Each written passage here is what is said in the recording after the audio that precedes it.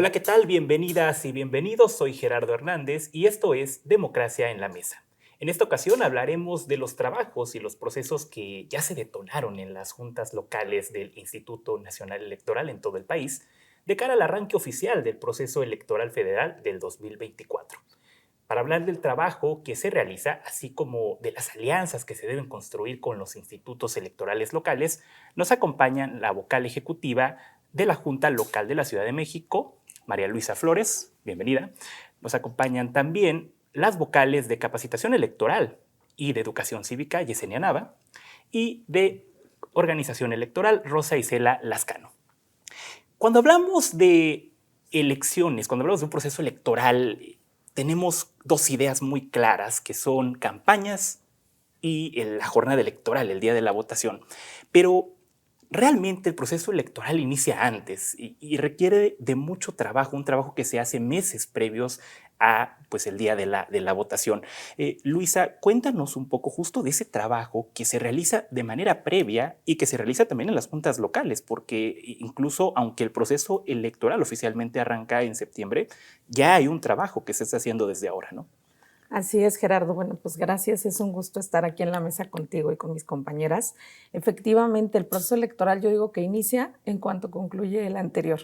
¿Por qué? Porque el proceso electoral implica una serie de evaluaciones, Gerardo, una serie de análisis, obviamente una planeación, y la planeación implica por su propia naturaleza ser previa.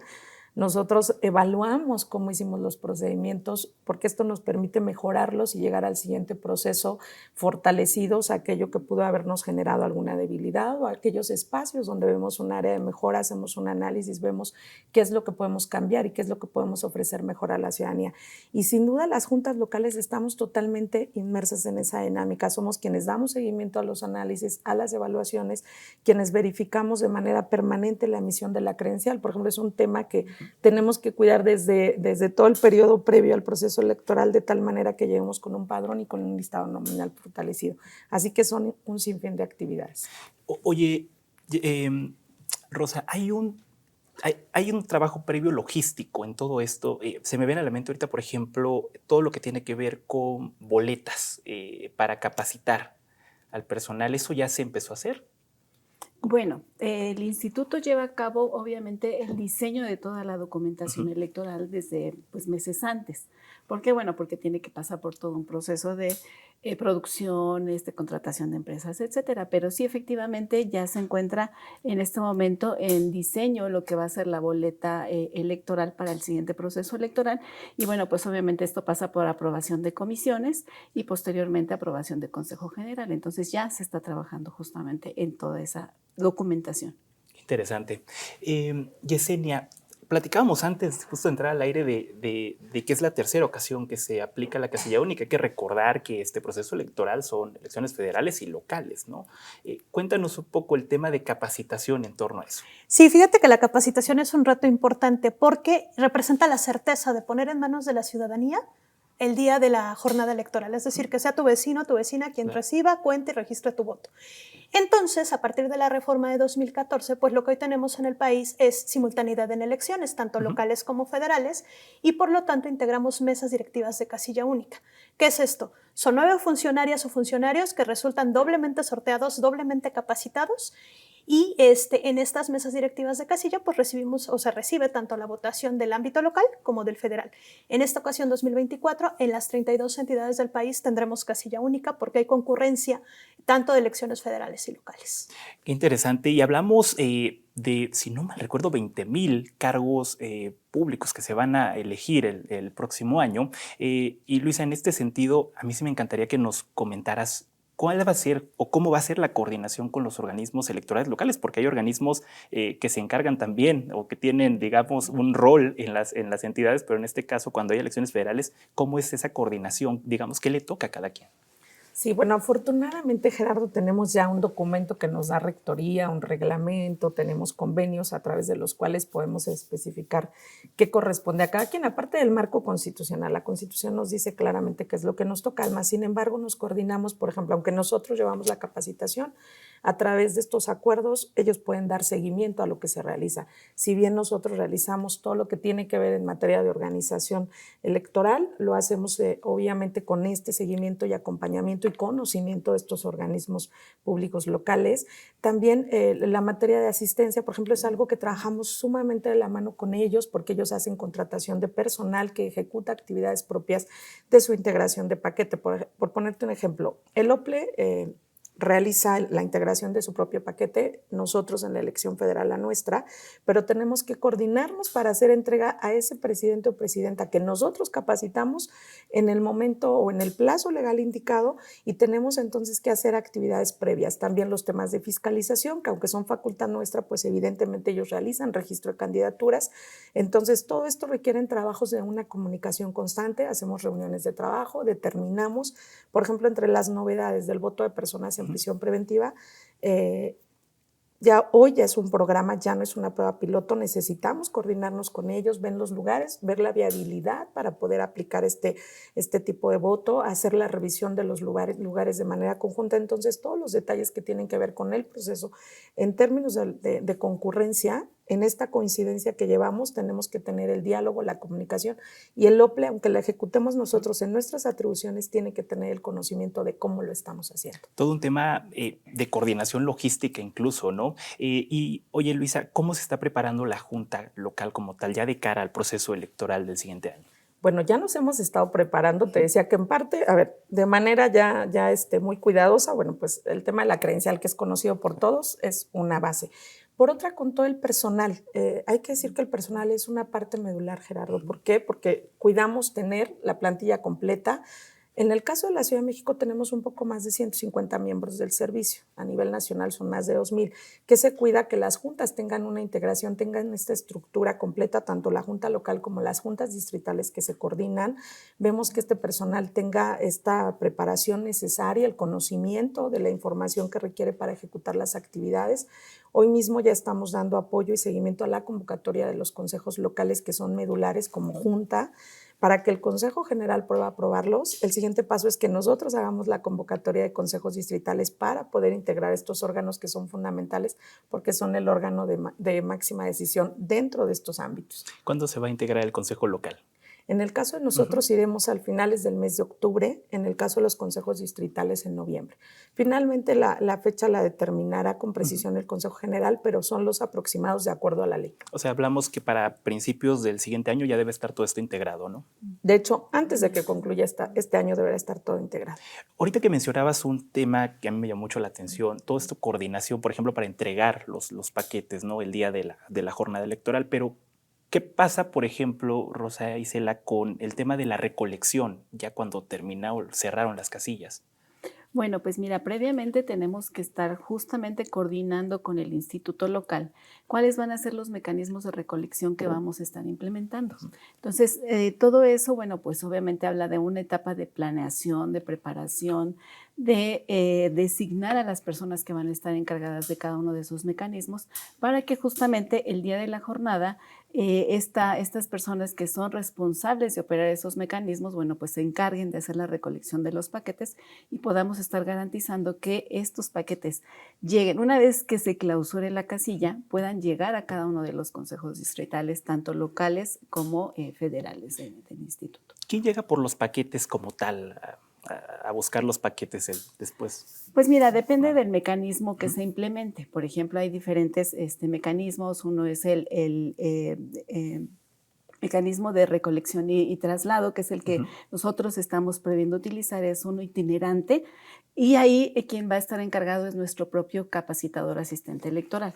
Él se va a estar encargando de realizar la recopilación de cada uno de los paquetes que tiene a su cargo en, áreas definidas, un cierto número de casillas, y entonces él se va a encargar de hacer la recopilación de paquetes y una vez que los tenga todos ya disponibles, bueno, se encargará de llevarlos al Consejo Distrital. Ya todo está establecido, no es como que cualquiera en ese momento pueda ir a buscar el paquete, ¿no?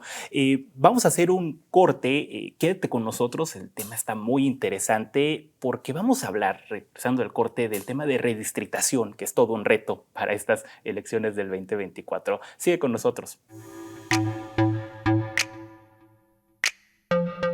La violencia política contra las mujeres en razón de género es un delito. No solo nos arranca el derecho a votar, a postularnos por un cargo o a ejercerlo. Nos quita la voz y limita nuestra participación en la toma de decisiones. Por eso, el INE y la FICEL investigan a quienes ejercen este tipo de violencia y protegen los derechos políticos y electorales de las mujeres. Si necesitas denunciar violencia política contra las mujeres en razón de género, ingresa a fedenet.org.mx. Mi INE es valioso porque garantiza mis derechos y nos une. Yo tramité mi INE en México. Y yo en el extranjero. Mi INE es muy confiable porque tiene elementos que la hacen muy segura y es gratuita. La mía también. Con mi INE puedo votar, identificarme y hacer trámites bancarios en todo México. Con la mía también. Si tienes algún familiar o amistad que viva fuera del país, recuérdale que la INE del extranjero tiene el mismo valor que la de México y es válida para votar, identificarse o hacer cualquier trámite en territorio mexicano. Mi INE es mi voz en México. Y en el extranjero.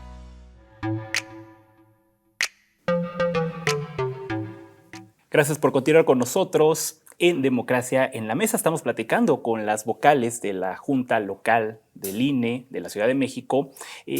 Un tema interesante para las elecciones del 2024, para el proceso electoral del 2024, es que se hizo una redistritación. Básicamente hay estados, hay entidades donde se quitaron distritos, otras tuvieron un incremento de distrito, y esto, bueno, se hace para garantizar que haya una representatividad de todas las personas, ¿no? Pero eso tiene una implicación en el tema de logística, en el tema de preparación. Luisa, cuéntanos justo cuál es ese reto con esta redistritación. En el caso de la Ciudad de México son 2 distritos menos. Sí, Gerardo, fíjate que de hecho es la Ciudad de México la que mayor impacto tiene en este tema de redistritación. ¿Por qué? Porque perdemos 2 distritos. Esto implica un reacomodo geográfico de nuestros distritos actuales al convertirse en 22.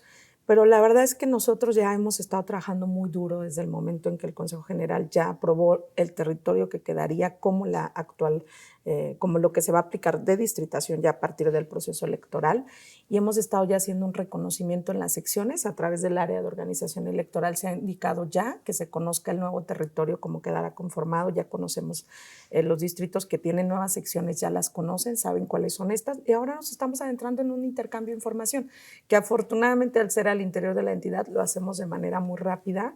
Y en términos de la credencial del elector, quisiera contarte, Gerardo, pues afortunadamente al no cambiar secciones, esto no nos impacta, la gente podrá seguir yendo a votar y teniendo su dato de la sección.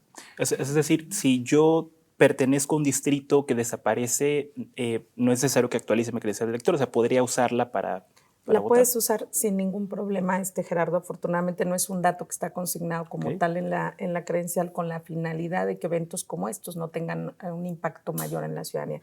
Lo más importante es que tu credencial esté vigente y que tenga tu domicilio actualizado. Eso sí es fundamental, claro, a la hora de votar, y que no olviden, bueno, pues que por ser año electoral lo que estamos aproximándonos, sí habrá un cierre para hacer trámites como actualizaciones de domicilio.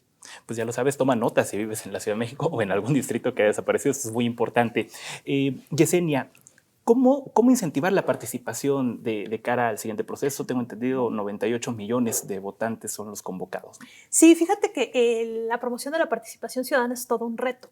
Pasa algo muy curioso. En la participación y en el histórico de participación son los jóvenes quienes menos participan. Es decir, una edad de 19 a 29 años es donde menos índices de votación tenemos. La persona o el chico o chica que vota por primera vez tiene una muy buena participación, pero algo pasa al siguiente proceso donde cae drásticamente. Posteriormente ya se empieza a recuperar y volvemos a tener picos altos en las personas ya entre 50 a 60 años. Entonces, tenemos que hacer estrategias integrales que nos permitan llegar, obviamente, a todo tipo de población. Por supuesto, para atender el tema de los jóvenes, que de alguna manera es prioritario por la baja participación que tenemos, bueno, pues trabajamos ya con plataformas digitales, redes sociales, es buscar esos espacios donde están las y los jóvenes para poder sensibilizarles sobre la relevancia de participar, no solamente en el voto, sino en el día a día, ¿no? En la participación en lo público de manera general. Y también, por supuesto, bueno, pues estamos en medios tradicionales, en radio, televisión, algunas activaciones presenciales, tenemos incluso algunos foros, algunos eventos académicos, para poder sensibilizar sobre la relevancia de participar. Te digo, más allá de ejercer el voto, creo que la participación tiene que ser constante y permanente. Tenemos que ser ciudadanos todos los días. Qué interesante esto que mencionas de los jóvenes. ¿Por qué puedes o qué se debe esa baja participación? ¿Qué puede influir ahí? Fíjate que el informe País 2020, que es el último que tenemos, bueno, finalmente en toda la sociedad mexicana sí se detecta un desencanto con la democracia y la falta de cultura cívica. Es decir, sí tenemos que estar trabajando constantemente, no solo desde el INE, sino también pues los organismos públicos locales se suman, pero también desde el resto de la sociedad para fortalecer la cultura cívica. La gente joven lo ve como lejano, lo ve como poco relevante. Entonces sí es muy, muy importante trabajar en esa parte porque pues es un sector de la población importante y que están dejando de ejercer su derecho al voto, pero además dejando de involucrarse en lo público. Por supuesto. Oye, qué interesante. ¿Y cuándo arranca cuándo se empieza a hacer como esta promoción del voto? Si el proceso arranca oficialmente en septiembre. Nosotros empezamos ya con actividades de promoción de la participación ciudadana alrededor de febrero o marzo del próximo año, específicamente para invitar a votar. Pero ahora no solamente en el territorio nacional, también tenemos que hacer promoción de la participación ciudadana en el extranjero, porque tenemos varias modalidades de votación para las y los mexicanos residentes en el extranjero. Qué interesante. De hecho, vimos en el pasado procesos locales, vimos voto, ¿no? Desde el extranjero. Así es. Y en algunos otros temas, se me llama mucho, por ejemplo, el voto al interior de los reclusorios. ¿Se hace también? ¿Hay algún trabajo? Sí, por supuesto. Se tiene que hacer llegar información a las personas que están en posibilidad de votar, que en este caso son personas en prisión preventiva que no han recibido una sentencia, y por supuesto que tenemos que hacerles llegar información para que puedan saber cuándo van a estar recibiéndose sus votos, la posibilidad que tienen de ejercerlo. Entonces, bueno, pues la promoción de participación ciudadana ya no solo involucra el poder incentivar a la ciudadanía para ir a votar a la casilla que tiene cerca de su casa, sino también en todas las modalidades de votación que hoy el instituto ya implementa. Claro, lugares muy específicos. Rosa Isela, el siguiente año el INE va a cumplir 10 años ya como tal, como organismo, y a mí me encantaría que nos comentaras qué retos observas ya como tal en el Sistema Nacional Electoral. Se han dado muchos avances, aquí estaba ya Yesenia puntualizando algunas novedades, pero ¿qué retos ves todavía para el Sistema Nacional Electoral? Bueno, pues sin duda algo que se está tomando impulso es la votación electrónica. Creo que ahí tenemos áreas de oportunidad, se está trabajando en ello. Ya en las elecciones locales ya se hizo alguna prueba piloto en ese sentido. Entonces, bueno, pues es necesario reforzar justamente esa parte para pues incentivar, ¿no? el hecho de que se pueda implementar efectivamente una prueba piloto a nivel nacional de esta votación electrónica. Otras formas de votación también, la votación anticipada, también se está trabajando en esa parte. Lo que decía la maestra Yesenia, la votación en prisión preventiva, son aspectos y son proyectos que se tienen que ir afinando desde el ámbito de la organización para que pues efectivamente en el proceso electoral, bueno, pues se dé de manera efectiva, cierta y bueno, pues con toda la confianza con la que se vienen generando todos los procesos en el instituto. Más allá del tema tecnológico, porque seguramente hay un reto ahí en digitalización para el voto electrónico, pero ¿qué retos hay para avanzar en ese aspecto? Hay países que tienen voto electrónico ya desde hace algunos años. ¿Qué necesita México para llegar a ese punto? Pues mira, yo creo que aquí es muchas definiciones, ¿no? Yo creo que es una parte desde el punto de vista económico, financiero, yo creo que va a ser pues importante darle ese impulso, pero sobre todo, bueno, pues llegar a consensos, ¿no? Para que se pueda implementar de manera efectiva, que haya confianza en poderlo implementar. Creo que esa es una base fundamental. Claro, qué interesante. Oye, Luisa, y en ese aspecto preguntarte, porque es retador el siguiente año el proceso electoral por, digamos, toda la participación que se espera, igual la participación que hay al interior para la organización de las elecciones. ¿Está preparada la Junta Local de la Ciudad de México? Por supuesto que sí, Gerardo. Afortunadamente, yo te decía, tenemos una estructura fuerte. Hace un rato hablé solo de los miembros del servicio, pero en realidad tenemos una estructura de personal administrativo. También tenemos un procedimiento para reclutar al personal temporal que nos permite tener todo este despliegue para acercarnos. La verdad es que, como tú señalas y como hemos platicado en esta mesa, los retos no están menores para el 2024, esa es la verdad. Pero sí estamos preparados, creo que hemos hecho los análisis pertinentes, tenemos una estructura con experiencia, como también estructura joven, que en esta combinación nos permite tener una nueva visión. Quienes se incorporan recién nos dan una nueva visión, pero quienes traen la experiencia nos permiten analizar y conocer aquellos espacios de mejora, aquellas oportunidades que tenemos. Así que yo me atrevo a decir de verdad con toda seguridad que estamos más que listos para enfrentar el 2024 en la Ciudad de México. Hablabas de personal temporal. ¿Cuándo empieza la contratación y para qué se usa el personal temporal específicamente? Mira, por ejemplo, un personal emblemático, porque si me refiero a todos son varios, pero un personal emblemático son las y los supervisores y capacitadores asistentes electorales, que en el mes de noviembre la maestra Yesenia, junto con su equipo de trabajo de capacitación, y así lo harán en todas las juntas locales y el área de organización, comienzan muy fuerte el análisis de lo que implica el procedimiento de reclutarlos, aunque en realidad son trabajos de juntas, de juntas locales y juntas distritales en conjunto. ¿Por qué se vuelve tan importante? Bueno, porque nada más y nada menos que ellos son quienes van a tocar la puerta de la ciudadanía, quienes se vuelven el rostro del instituto. A la ciudadanía no le importa quiénes somos las que estamos en la mesa, sino aquel capacitador o capacitadora que toca su puerta y se presenta.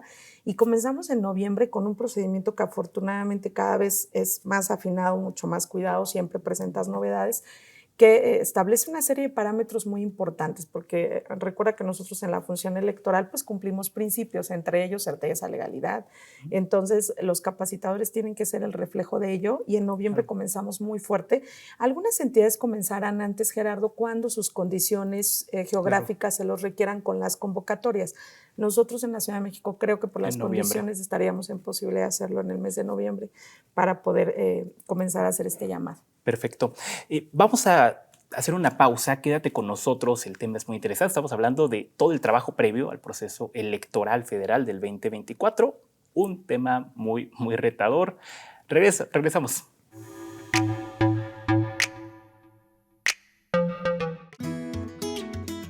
Hola. Hola, Julie. Hermana, te voy a hacer una pregunta. ¿Por qué es valioso que tengas tu INE aunque vivas en los Estados Unidos? Por ti, por mi familia, porque amo México. El INE es una identificación, es mi voz. Además, me permite votar. Si tienes familiares o amigos que vivan en el extranjero, diles que tramiten su INE. Es gratis. Mi INE es valioso porque es mi voz en México. ¿Qué pasaría si pierdo mi INE? Pues prácticamente perdería el derecho al voto. No existiría mi identidad. Perdería el derecho a la democracia. No podría hacer valer mi opinión. Sin mi INE no podría hacer nada porque me la piden en todos lados para todos los trámites. Si perdiste tu credencial o perdió vigencia, acude al módulo y actualízala. Haz tu cita en INETEL 804-33-2000 o en INE.mx. Mi INE es valioso porque me identifica y nos une.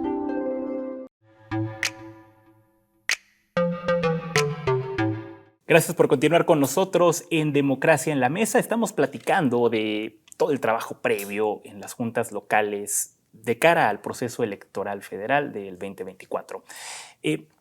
Luisa, tú eres la vocal ejecutiva de la Junta Local de la Ciudad de México, y hemos estado platicando mucho de los retos y los desafíos, pero creo que la gente se va a estar preguntando, ¿qué hace una junta local? ¿Qué hace todo el tiempo una junta Exacto, local? ¿Qué hace la junta local como tal?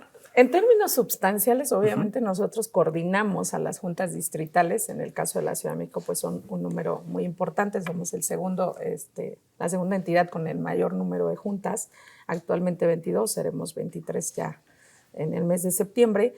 Pero nosotros principalmente damos coordinación, obviamente ejecutamos ciertos programas que están determinados para nosotros en materia de organización y capacitación, no solo damos seguimiento, porque hay actividades que también implican que nosotros de manera directa ejecutemos. Por ejemplo, ahora mismo, ya que los tiempos electorales se han tornado distintos a otros procesos, damos también substanciación a procedimientos sancionadores que tengan que ver con alguna denuncia de actos anticipados de campaña. Hay muchos de estos procedimientos que están a nuestro cargo. A nuestro cargo está dar el impulso para el análisis y la evaluación que te comentaba y llegar a los procesos electorales listos para ello. Y de manera sustancial en los procesos, a ver, nosotros nos damos como junta local, aunque yo presido también el consejo local, como órgano, la junta da acompañamiento al consejo local en toda la ejecución de sus actividades, les damos como es esta parte operativa, les ponemos el conocimiento, les ponemos cuál es la dimensión y cómo es que debe ejecutarse a partir de lo que establece la norma, porque evidentemente somos un conjunto de personas especializadas en la materia. Entonces nosotros, si bien no como junta tomamos las decisiones medulares, lo hace el consejo, le damos todo este acompañamiento, pero a la par verificamos que las juntas distritales estén haciendo exactamente lo mismo en sus territorios. Si hay que hacer algún ajuste, bueno, pues normativamente tenemos esta facultad de podérselo solicitar, de poder verificar que estén cumpliendo de manera puntual la normatividad. Es parte como de esta cadena que da la certeza a las elecciones. ¿Por qué? Porque nosotros somos quienes estamos en todo tiempo dando el acompañamiento. También impulsamos actividades precisamente de participación ciudadana. En el ámbito de organización electoral somos quienes recopilamos, quienes revisamos, quienes retroalimentamos con las juntas distritales los trabajos que están haciendo. Por ejemplo, hablabas con Rosa Isela de los mecanismos de recolección. Nosotros hacemos esta revisión final, este ojo final, nos sentamos obviamente como órgano, la Junta Local se sienta con los organismos públicos locales a hacer el diálogo porque por reglamento somos el mecanismo de comunicación directa dentro de la entidad. Entonces pareciera a lo mejor cosa menor, pero no lo es. Revisamos todos los procedimientos de reclutamiento que hablamos, hacemos verificaciones a las capacitaciones electorales, hacemos verificaciones a los lugares donde se instalarán las casillas. Es decir, la actividad de supervisión que hacen las juntas locales es muy fuerte y obviamente nos corresponsabiliza junto con las juntas distritales de la instrumentación de todo el proceso electoral. Claro. Y en este sentido, Rosa Isela, ¿de qué manera las juntas locales van a dar esta certeza y legalidad al proceso electoral del siguiente año? Pues mira, hay pues diferentes actividades sobre las que tenemos que estar normando, verificando, etcétera. Particularmente, por ejemplo, te puedo comentar en lo que es la ubicación de casillas. Nosotros ya comenzamos a trabajar realizando recorridos para hacer el reconocimiento de los distritos nuevos, cómo van a estar conformados. Ahí ya las juntas tienen conocimiento exacto de en dónde se ubica una casilla, dónde podemos tener una alternativa para colocar alguna casilla en caso de que esta por alguna situación no se pueda concretar el día de la jornada electoral. Entonces, bueno, por ejemplo, en ese ámbito, bueno, damos toda la certeza de que esos lugares van a contar con los espacios, que tienen accesibilidad, las condiciones de accesibilidad para las personas con algún tipo de discapacidad, para personas de la tercera edad, digamos que cuentan con todas esas condiciones pues para garantizar que la persona que acuda a votar, bueno, cuente con las condiciones de certeza, legalidad, digamos todos estos criterios que se requieren para que pueda emitir su voto en total libertad y en secreto. ¿Ese es un trabajo que ya está realizado, la ubicación de dónde van a estar las casillas? No, es una revisión, una revisión previa en este ámbito de redistritación. Ya en los meses de enero, febrero y marzo estaremos realizando recorridos y visitas de examinación conjuntamente con funcionarios de los organismos públicos locales, con representaciones de partidos políticos, para que ellos verifiquen efectivamente que estos lugares cuentan con esas condiciones. Esto se me hace interesante, Rosa, y me gustaría nada más profundizar esta parte, pero es decir, ustedes, si un día no se puede instalar una casilla, ¿ustedes ya tienen hasta vista la alternativa? Exactamente, siempre tenemos que contar por lo menos con una o dos alternativas para que nosotros podamos tomar una decisión en caso de que por alguna situación en el primer domicilio que ya tenemos previsto ubicarla, por alguna condición no se pueda concretar, entonces tenemos una alternativa. Qué interesante. Yesenia, todo es mejorable y de cara al proceso electoral, ¿cuáles son como esos puntos que consideran deben ajustarse en tema de capacitación? Fíjate que en tema de capacitación efectivamente trabajamos con voluntades, ¿sabes? Y siempre he dicho que trabajar con voluntades es un tanto complejo porque de repente las voluntades cambian. Pero creo que lo que tenemos que cuidar mucho es fortalecer la capacitación en nuestras funcionarias y funcionarios para lograr que ellos se sientan seguros en el cargo. Un poco ahora sí prepararles para un escenario de una elección que va a estar totalmente observada. vigilada y además un poco, sí, por qué no decirlo, hasta un tanto polarizada, ¿no? Claro. Entonces creo que tenemos que capacitarles, prepararles muy bien, brindarles toda la confianza, permitirles y apoyarles para hacer ejercicios, para hacer prácticas, para que el día de la jornada electoral las y los funcionarios de casillas asuman como lo que son autoridad electoral por ese día. Ahí mencionaba María Luisa un tema interesante que me gustaría que nos ampliaras un poco más, pero el tema del personal temporal, ¿no? Mencionaban que los capacitadores. Más o menos cuánto tiempo dura la capacitación y qué sí o sí debe saber una de estas personas. Te platico, más o menos como ya lo decía María Luisa, en noviembre empezamos con la convocatoria. Para que te des una idea de la magnitud, a nivel nacional contratamos alrededor de 50,000 personas. Entre capacitadores y supervisoras electorales. Entonces, bueno, pues en ellos buscamos ciertas competencias, por ejemplo, que pues tengan actitud de servicio, que tengan habilidad instruccional, porque van a ser las personas que lleguen a tocar la puerta de la y el ciudadano, por supuesto, siempre con el respaldo y seguimiento desde las juntas locales y distritales. Pero, bueno, pues buscamos esas habilidades, ¿no? Buscamos que estén dispuestos a trabajar en campo, que no es un tema menor. Sí, no, es decir, alguien que esté dispuesto a estar en el sol, en la lluvia, en todas las condiciones que te imagines, pero además que tenga conocimientos electorales. A ellas y a ellos se les aplica todo un proceso de selección que implica un examen, implica una entrevista, y para poder designar quiénes ocupan los cargos, evaluados y evidentemente seleccionados de la calificación mayor hacia abajo. Entonces, esa es la magnitud del reclutamiento y selección a nivel nacional. Casi 50,000 personas trabajando para el INE. Y con un perfil muy específico Así y competencias muy bien delimitadas. María Luisa, retos que observas ya de cara al 2024 para el proceso electoral como tal.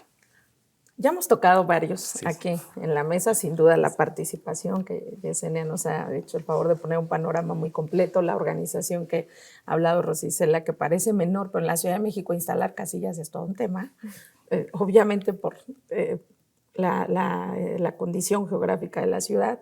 Pero, a ver, tenemos varias cosas en boga. Los tiempos de administración de radio y televisión parecen menores, pero con el número de cargos que vendrán, y que es una tarea en la que auxilia, por cierto, las juntas locales, el tema de fiscalización, que si bien tampoco lo hacemos de manera directa, auxiliamos y que terminan impactando en las juntas locales, pero insisto, hablábamos de la participación ciudadana, que nunca deja de ser un reto. Me parece que es una de las líneas que siempre está.